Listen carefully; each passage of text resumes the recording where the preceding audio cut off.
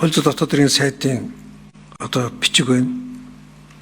Хууль тогтоомжийн хуулийн 19-ийн эшрэх 1-р зүйлийн 19-ийн 1 эшрэх 1 дэх хэсэг зааснаар хууль тогтоомжийн хууль заасан шаардлага хангасан байна гэсэн үг байгаа байхгүй юу? Эрүүгийн хууль дээр хууль зүйн яам хэлбэр төр сар суух ерөөсө үүрэггүй. Ялын бодлого юуг гэмтэр эн чинь Монгол Улсын иргэнийг шийдэх гэж штэ. Яллах гэж, эрхчлөөг нь хязгаарлах гэж. Яагаад ийм үйлдэлийг гэмтэр гэж үзэх гэж байгаа юм? Ямар ял илүү зохимжтой гэдэг хууль зүйн яамных нь өөрийнх нь дүгнэлт байх хэрэгтэй байхгүй энд. Тэр нь байхгүй.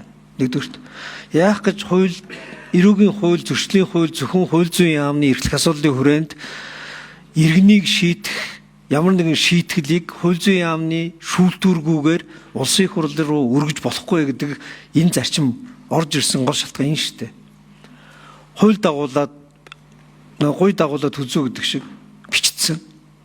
Монгол улсын иргэнийг яллаж шийдэх бодлого энэ юмны хормоодоор явж байгаа ерөөсө болохгүй. Засгийн газрын ажлыг бас улсын хурал хийж болохгүй өмнөөс нь.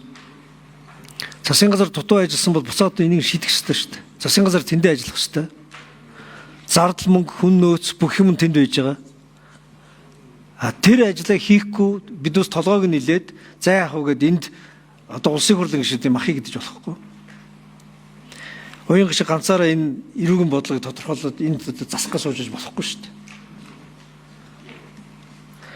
Хоёрт нь дахиад жоохон зохимжгүй байгаа юм нь зөвшөөрлийн тухай хуулинд одоо хориглох заалт бичээд за зөвшөөрлийн хуулинд тэр нь байх байхгүй гэдэг нэг тусдаа яригдах байх.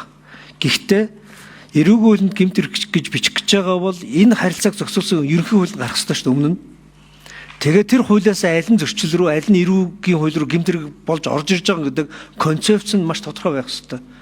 Гэтэл өмнөх хууль нь ерөнхий хууль нь байхгүй, үндсэн харилцааг зохицуулж байгаа хууль байхгүй, зөвхөн шууд эрүүгийн хуулинд бичиж байна. Эрүүгийн хуулинд гэмт хэрэг шууд бичих тохиолдол ганцхан тохиолдол байгаа, үндсэн хуулинд байгаа хууль. Тэрнээс бусад тохиолдолд үндсэн зохицуулалтын хууль гарч ирж ээж дараа нь тэр зохицуултаасаа энэ хэсэг нь эрүүгийн хуулиар хамгаалагдана, энэ хэсэг нь зөрчлийн хуулиар тодорхойлогдно, энэ хэсэг нь ямар нэгэн ял шийтгэлгүйгээр зохицуулалтын шинжтэй байна гэдэг хэмжээ хязгаар гарч ирэх байхгүй юу? Дээр нь одоо байгаа зүйл залттай давхарцсан утга агуулгууд байгаад байна шүү дээ. Шүүхийн хэрэглээнд алиг нь хэрэглэх юм. Ийм нэг маргаанууд байна. Тэгээ нөгөө